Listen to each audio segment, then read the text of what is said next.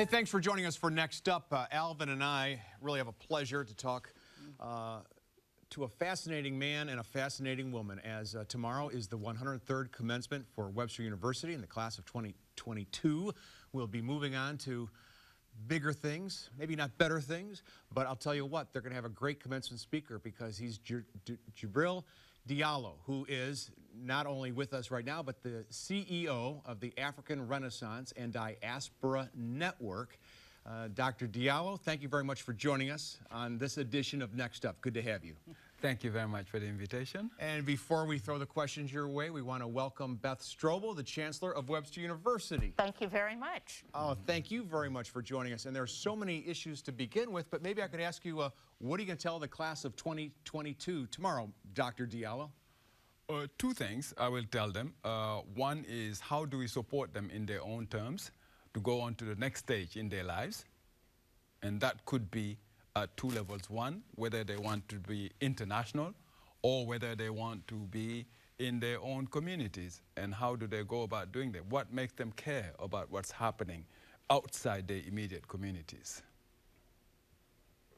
And so, as you come here and you, like I say, you speak at Webster, and there's campuses all over the world, but you know, like I say, you're kind of, no, I won't say focused on Africa, but will you touch on about this is a continent that's huge and has so much to offer, and most of you all out here graduating today probably don't know very much about it. How do you explain the importance of what you do? Well, you know, we have had in Chancellor Elizabeth Beth Stroble, I would say, a global goodwill ambassador in terms of connecting the world and making sure that these undergraduates are global citizens when they come out. So that an emphasis on Africa, an emphasis on Europe, an emphasis on Asia, so that today's world is a big village, so that when they come out, it's like going from one part of St. Louis, Missouri to the other. Of course, I'll share with them our experience, our perspectives on Africa, but they have already been prepared through the leadership of the Chancellor of Webster University to make sure that they have a global perspective on even local issues. Your organization is what they call an NGO, a non-governmental organization, but you work through the United Nations with countries to try and improve the world. And one of your big goals is to try and eradicate AIDS, which unfortunately is way off the charts, one might say, in sub-Saharan Africa. One estimate is that about 70% of the world's AIDS cases are in sub-Saharan Africa. As a story I don't think most people are all that familiar with. And we do a twin-engine system on approaching the issue of the story on HIV/AIDS in Africa. Of course, there are very, very serious situations in some countries, mostly in Southern Africa. But in my own country of origin, I come from Senegal, the infection rate is at 0.7%. Wow. So that is one of the lowest in the world. So that as we talk to the media, not only do we bring out the gravity of the situation, we want to go towards zero infection. And to do that, you need to do two things. One, you need to protect yourself, and you need to protect the person next to you. But at the same time, we bring out the efforts of countries which have managed through extraordinary efforts to keep the infection rates down at 0.7, a country like Senegal. Beth, my mom, 1965, got her master's degree at Webster University. Excellent. I think it was Webster College then at that time. But so she's going to say hi to you. Okay. But the importance of making your students aware globally. And most people go to college and they're thinking about me, United States of America, get a job. Why is it important to let them know that there's a whole world out there that you could be a part of? Because the world is more connected than we appreciate. And the pandemic certainly gave us a perch and a window into that. We might have thought that, well, this is an infection that's just in China or it's just in Europe, and it was really just a matter of months until it moved right into our neighborhoods. And you can't eradicate, talking about HIV/AIDS or talking about COVID-19, you can't eradicate it in one place without dealing with it in every place because it has that scope. So certainly global health issues give us a window into how it matters, what happens in Asia, what happens in Africa, what happens in St. Louis, and how connected they are. But certainly our economies are truly connected. look at the supply chain issues that we're dealing with right now, and look at all of the effects that we had when ships were, you know, trapped in the Suez Canal. So I think that on a practical level, it's easy to come up with the examples that help compel people to have more interest. But really the next level is, do you care enough about what's going on with fellow human beings around the world that you begin to connect and learn more and find ways that through your civic life or through your employment, you begin to be part of a community, an environment that's focused on not just making your life better, but making everyone's life better. Well, what's the connection between Webster University and the African Renaissance Diaspora Network? So it started in 2017, and we first were introduced to each other through mutual friends at the Urban League. And because Webster is very grounded in St. Louis, many St. Louisans have had their degrees come from Webster, and we're very much a local community serving organization. But they learned that about Webster, and they learned the fact that we had a campus in Accra, Ghana, and so it looks like we have an interest and a mission that aligns very closely with how do you make the world a better place through being on ground in multiple locations where you're meeting a human need. So when students actually come in now, I'm going way back to when I was in college. My thought of studying abroad was like, I'm not smart enough. No way. I'm gonna be lucky to get out of here whole anyway.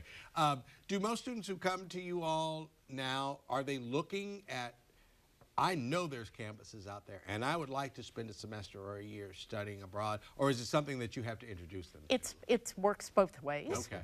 And so there are many students that pick Webster because they know that we give them that advantage.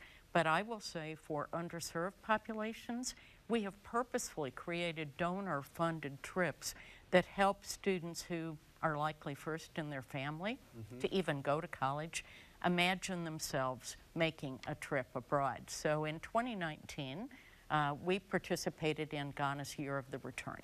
They were encouraging many members of the diaspora to come back to Ghana, identify with their homeland and the experience of what it was like to grow up African.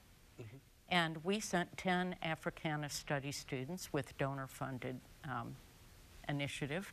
And 2 of those young people, and they graduate tomorrow, were so energized by the idea of studying abroad that they signed up for another trip over spring break and went to Florence, Italy. Okay. So, That's right, yeah. and for our students that study abroad for a semester or a year, we fund airfare to and from where that committed to making it happen for students. Can I follow up on that, Charlie? Because I want to ask you, Djibril. All right, black student in college, like I said, 70s and early 80s, and I don't know what went on, you know, going through that. I never had any, you know, just in my mind, the desire to go to Africa was not there. Not because I had any prejudice or anything like that. It just wasn't there. Are you finding that to be true, and do you wish that not only black students but just black Americans would say, like, hey, you need to go to Africa? It's very important to put this in the context of what it takes for one to succeed in today's world. And in our experience, what we want to do is to give advice to the students. And advice means it's like when you go to a restaurant, you know, you look at the menu, you have a menu of options. And you need 3 things to succeed. Number 1, you need to have very, very good training. And number 2, you have to make sure that you have relevant experience.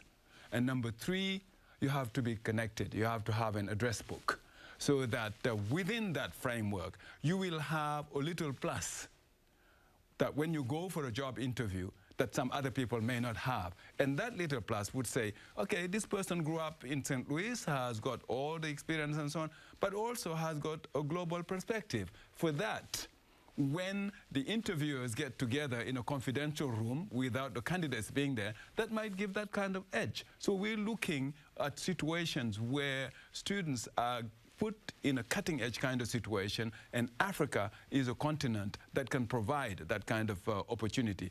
The African Renaissance and Diaspora Network is headquartered in New York. It's a 501c3 which has got partnership agreements with the United Nations. And our job is to strengthen the ties between Africa and the people of African descent. Within that framework, we've been very successful in strengthening the ties between the youth of Africa and the youth from the diaspora. And what COVID-19 taught us is that you can do a lot of these programs online so that you don't need necessarily to leave St. Louis, Missouri in order to connect with the youth in Ghana, with the youth in Senegal, with the youth in South Africa. And we have had a lot of those examples. We had, thanks to Chancellor Elizabeth Stroble, very good meeting with the mayor of St. Louis, Missouri. So immediately she got us in touch with some other partners and so on and so forth. And we said to her, look, we could do a lot of Zoom calls with you because we know how busy you are as a mayor here, so that we're using any kind of means to strengthen those ties so that you don't need to necessarily pay thousands of dollars to take the aircraft together. That's the best way. But now what we have learned through COVID-19 is that it's possible to connect, to be online without necessarily being physically in Africa. And that gives you that small plus, that small edge that can put you in a position where you could get the function that you need. Now, do you find a number of students spending their so-called gap years in Africa, or are you encouraging that? You know, the time between the undergraduate school and maybe medical school or law school? We find that students have got ideas, they've got creativity, and very often they want to go to Africa. Because two things that I looked at from the United Nations. One, the youth are going much more towards economic and social areas. They want to deal with humanitarian affairs, and then they care about the issues on climate change, the environment, issues of that nature. They want to be engaged. And Webster University is giving them that kind of opportunity online or in person to encourage them. Our experience is that we have a lot of youth who are interested right now in participating one way or another in Africa, and we have the capacity, because we have this partnership with the United Nations, of giving them that kind of experience.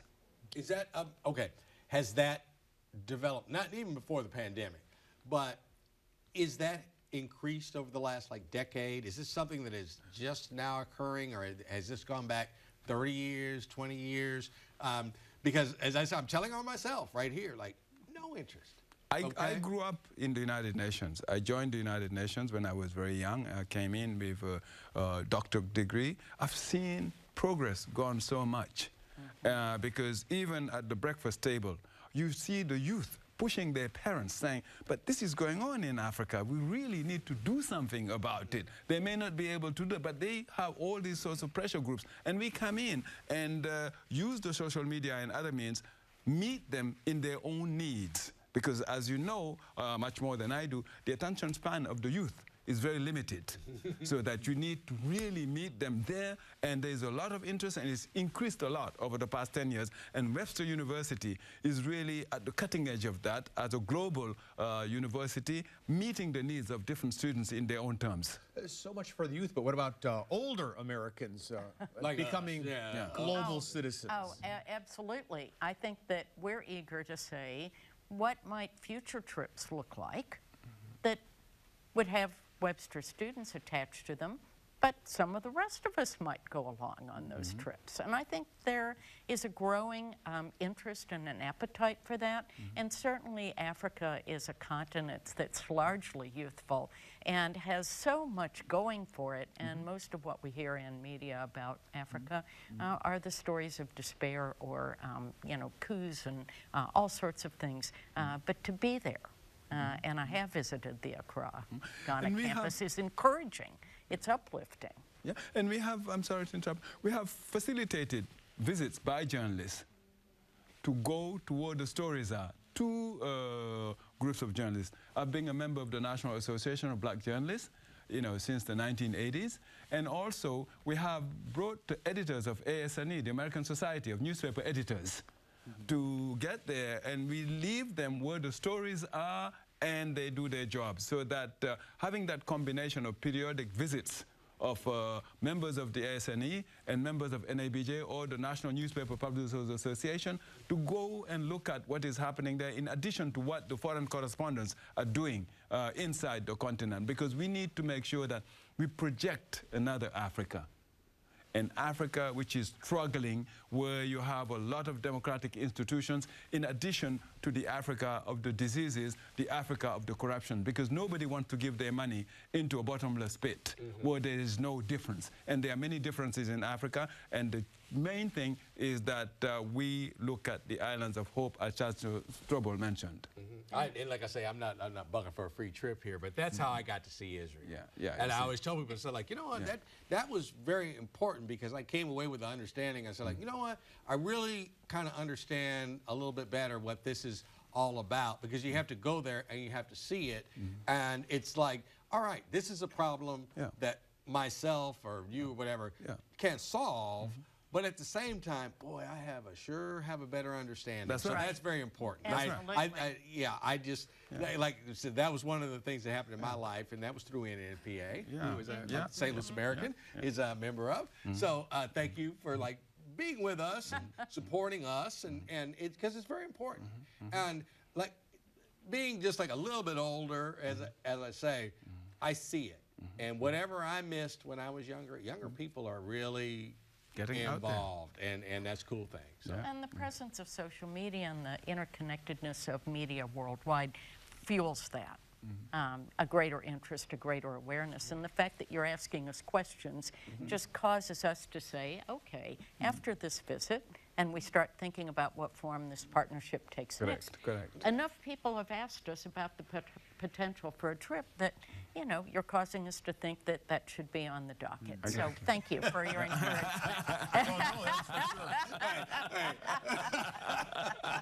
Dr. Diallo, I know you've spent quite a bit of time in your career working with the United Nations. Correct. And a lot of people now look at the United Nations, especially with Ukraine and the situation there, and how Russia, of all nations, is on the UN Security Council. Is the UN still a forum that we should be trying to work through, or is it kind of it sounds good on paper, but it really doesn't do much in reality? If the United Nations didn't exist, we will have to reinvent it.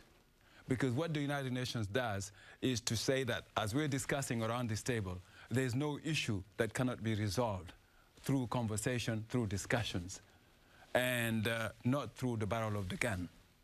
So that it's most unfortunate what is happening in Ukraine and Russia, because the civilians and others are the hardest hit, and there are agencies of the United Nations which are getting in there trying to do something out there. But the United Nations suffers from one thing. The public tends to look at the United Nations as a political body.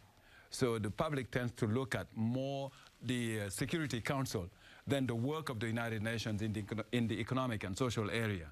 You know, I worked for 10 years of my life in UNICEF, and I'm sure that many of you have been involved in trick-or-treat programs, and we have done campaigns to immunize children. I was involved in immunizing children through a great American called Jim Grant, who was the executive director of UNICEF.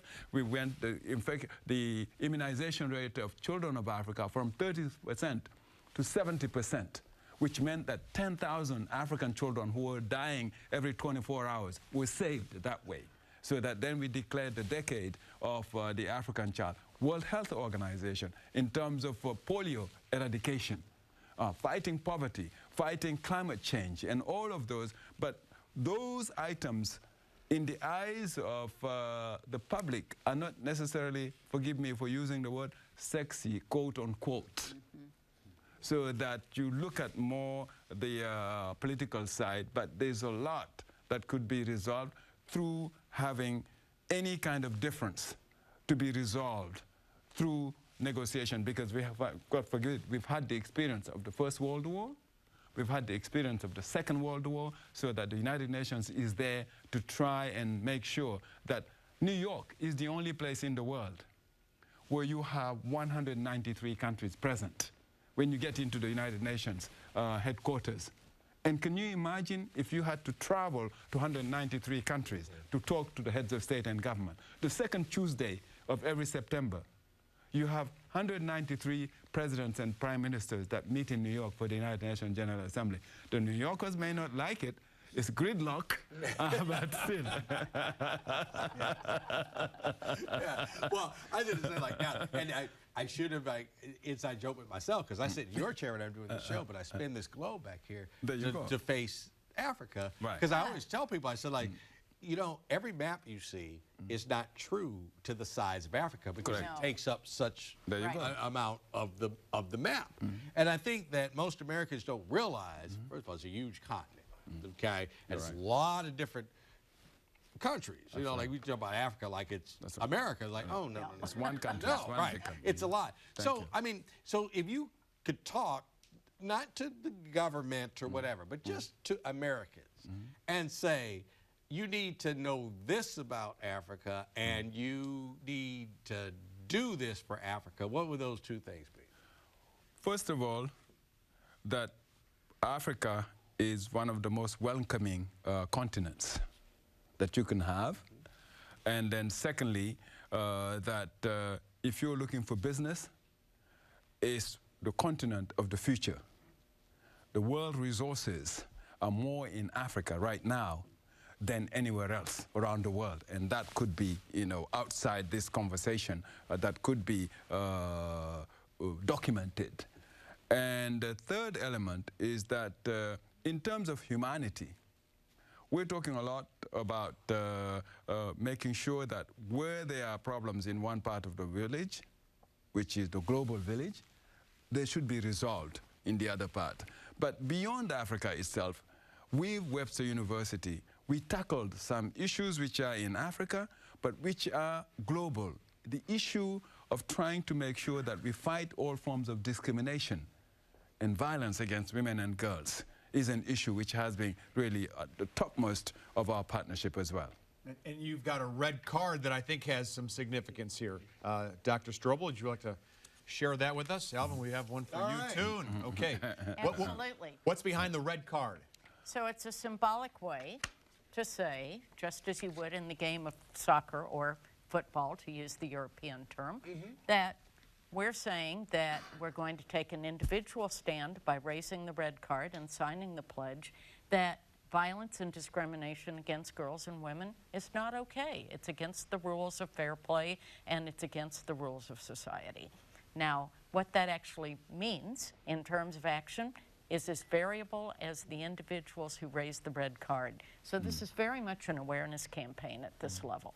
How many individuals can we get to say, I'll take a stand against violence and discrimination in all its forms against girls and women, and I'll take this first step by signing the pledge or raising the red card. Exactly. And from there, with our students and our faculty and staff, we plan in the next year to start forming action teams to say, what actions must we take that would actually assure that gender equality happens in the communities that we serve. Do you allow for religious exceptions? I believe that there is great variety of opinion on every university campus. Webster is no exception. All right, now, this is going to sound like kind of like stupid, okay? But I've always had this thought, and I heard another graduation speaker earlier, and he said, like, listen, if you have a thought, put it out there because you never know, all right? And I've always thought this. I'm going to ask you this, okay? Hunger is a problem in African nations, okay? And oil is a problem we have in the United States. Is there some way that the United States could say, like, okay, if we could do something to get the resource of petroleum, oil, and we would feed your people, okay? Is that a kind of thing that could happen? Or is that nonsense? Or, I mean, and I'm literally, I have no idea what the answer to this is, but I've always thought that. And it's just one of those things that Resources from where they are to where they are needed. Yes. And I mean, would that work? Could that work? What we're talking about, I think that's it's not a stupid question. It's a very important question that you're asking. What we're talking about is really what the Chinese say, that if you give fish to someone, you can feed them for one day. But if you teach them how to fish, then they are going to live for the rest of their time. So what we're talking about is to bring about sustainable human development. And Americans are people who care, first and foremost. So when you have the 17 Sustainable Development Goals, those cover different aspects where you have the private sector engagement, so we can facilitate the engagement of those private sector leaders in the Missouri, St. Louis area to see how they can invest in Africa. But then since there are 17 goals, as I said, we can have a number of entry points. One, we need to work with the young people. They are creative, and we need to use that as an entry point. Number two, we need to also make sure that we work with women's movements, women of the diaspora and other types of women. And then universities are very important because we need to make sure that we improve the quality of higher education so that when thousands of dollars are spent in the education of the youth in Africa, we have a system whereby those degrees will lead to as close to providing employment opportunities as possible, which is not happening in many degrees right now. And then the fourth element, as I mentioned before, is really to engage PEG. For us, the mayor is a leader that the population goes to first and foremost before the population goes up to the minister or to the president, so that we have been facilitating these sister city relations, mayor to mayor, between the mayors, so that will provide a more sustainable system. Yeah. I'm afraid we're out of time, and those might be our last words. Djibril Diallo and Beth Stroble, thank you, doctors, for joining us. Thank you, thank you. Hope the Gorlocks have a great graduation tomorrow, the 103rd commencement at Webster University. Thank you so much for joining us on Next Up. Delighted to be here. Thank you guys so much. Right. And thank you for your support of St. Louis Mayor. No, you're welcome. Thank you, thank you, thank you. All right.